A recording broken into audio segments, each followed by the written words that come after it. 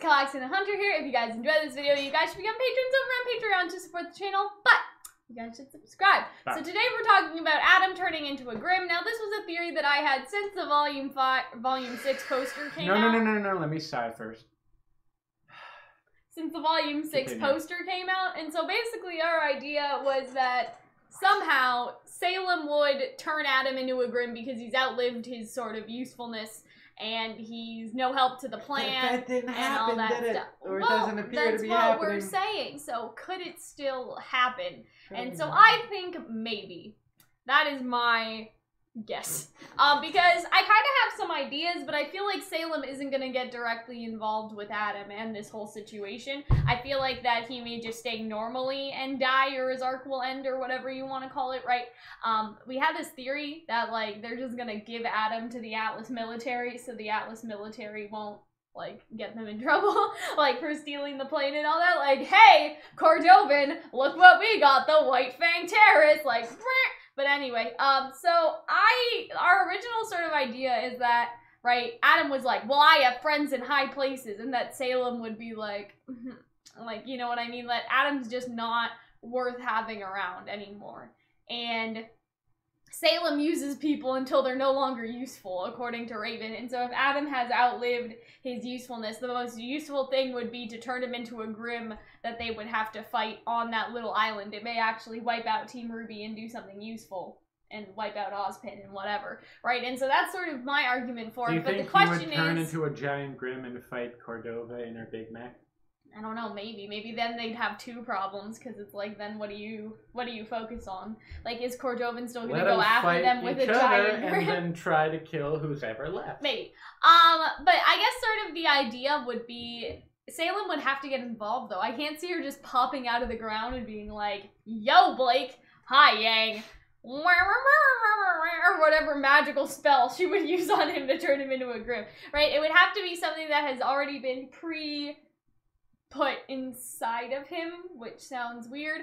But anyway, here's sort of my idea about that, is that he's wearing a blindfold now, which when Salem told Adam she was going to put it inside him, he thought it was going to be a totally different series of events. Oh my god. Anyway, here's my sort of idea. So he wears a blindfold now, right? Yes. And before he had the mask. And so sort of my idea is related to Kingdom Hearts, so Hunter's going to sigh again.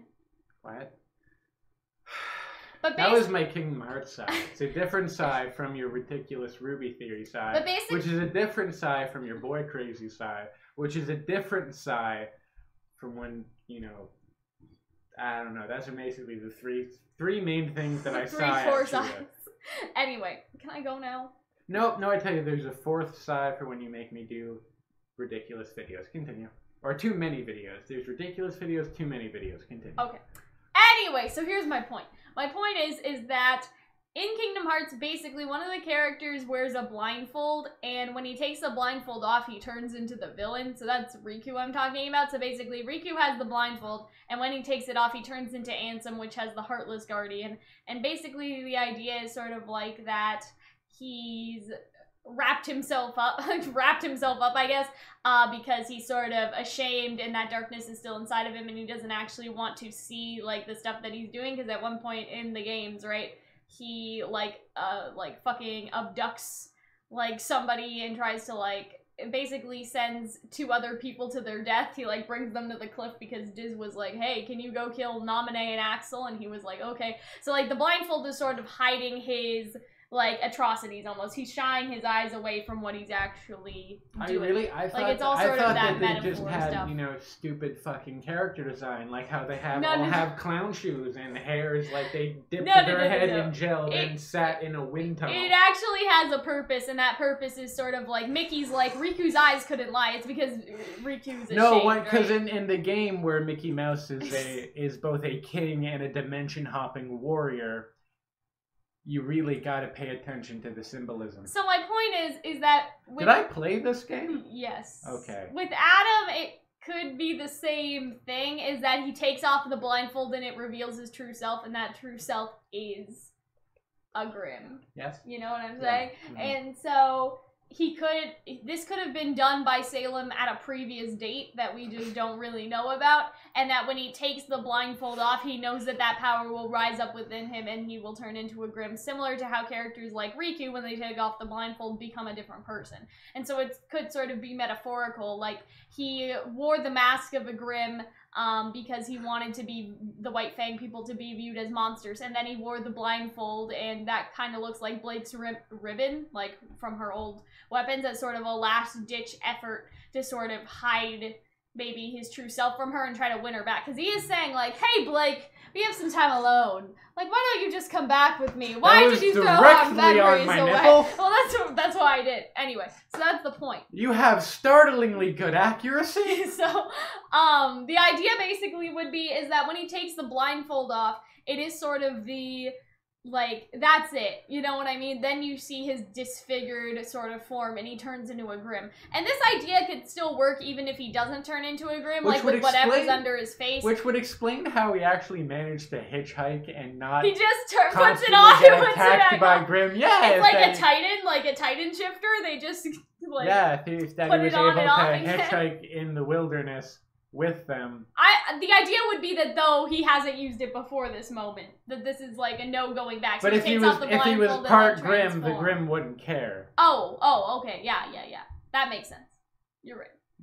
But yeah, so my idea is he's just been sort of holding on to it, and that's why he was like, I have friends in high places. You don't even know what sort of power they have because they gave him some sort of power. And now it's sort of that last-ditch effort. He realizes he's not going to win Blake back. There's no way he's going to be able to do it, so he's just like, whack! And then he turns into the monster he always sort of wanted to be. That's how I see that. But we did talk in another video how Adam may actually just be deformed, like, on his face, and so it could still be sort of the same idea. But I do like the idea of him turning into a Grimm, because imagine that the next 3 episodes are Cordovan versus Team RWBY, right? Blake and Yang versus Adam, and then at the end of, like, the last episode or the next episode, he just takes the blindfold off and you just hear something growing and you don't actually see what's happening, you know what I mean? Almost like you hear like the Titan shifting like noise, like when people shift into Titans, and then we're all like, what the fuck? What does a growing human sound like? I don't know. Like, I'd imagine it kind of sounds like a door creaking open, like a... Like, they would have to make a sound effect for that. But yeah.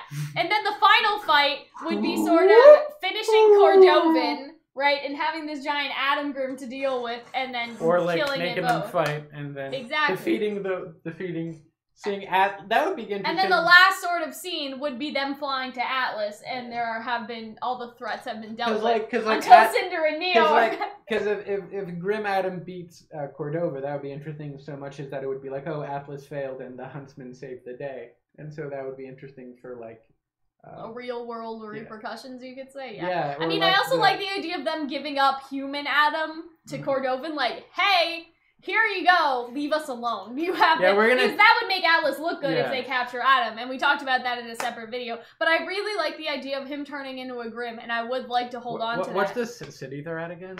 Argus. Argus, yes. That would like kind of complete the meta plot of Argus, that it's a colony, almost like basically a colony of Atlas. Yeah. And that the Atlas military is large and in charge and a little bloated. Mm-hmm. I also think, here's the other thing that I sort of like with this, and I guess it's just sort of the... Was that your own sigh? Because, like, what's that sigh for you? I'm just sort of, like, thinking, I guess. Okay. I don't know. It's just sort of the idea that Adam actually turned into a monster, like an actual monster, and then that would be reflected in Cinder later, who is slowly becoming Grimm. But Adam didn't just slowly become a Grimm, he just went all in for that because he's power hungry and crazy and all the other things that he is. One more time. And there's also something else that I was thinking, but that's metaphorically, to bring up Kingdom Hearts again. In Kingdom Hearts Union Cross, hold on. There we go, continue. There's the Beauty and the Beast world in that game, and Gaston is there, and he turns into a Heartless or something like that. And if Adam is supposed to be Gaston, then it's all sort of connected. You know what I'm saying? So yeah, that's basically it. That's all I wanted to talk about. I liked our Adam video this week better, but I realized I forgot to mention a theory that we've had since before the volume started, so I was like, Oops. I'm not taking partial responsibility for this. What if it turns out to be right, though, and then you didn't get on board with it, Hunter? Well, here's the thing. They see all the other terrible ideas that I don't get on board on, so if they saw the whole picture, they would appreciate my, like, immediate response of, no, bad, bad, bad, bad cat, no, bad. Anyway. I hope you guys enjoyed, and we will see you guys later. We'll see you guys later. Bye. Bye. Thank you guys so much for watching, and if you guys want to support the channel, you guys should be patrons just like our wonderful patrons whose names will come on the screen now.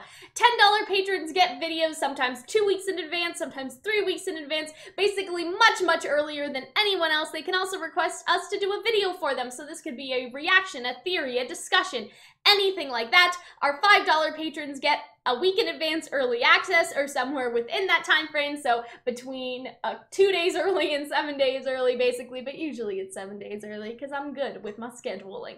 Anyway, our $1 patrons and all of our patrons above the $1 tier get access to our Discord server, so if you guys want to talk with us, talk with other fans of whatever you're watching right now, you guys can, and I hope that we will see you there. Bye.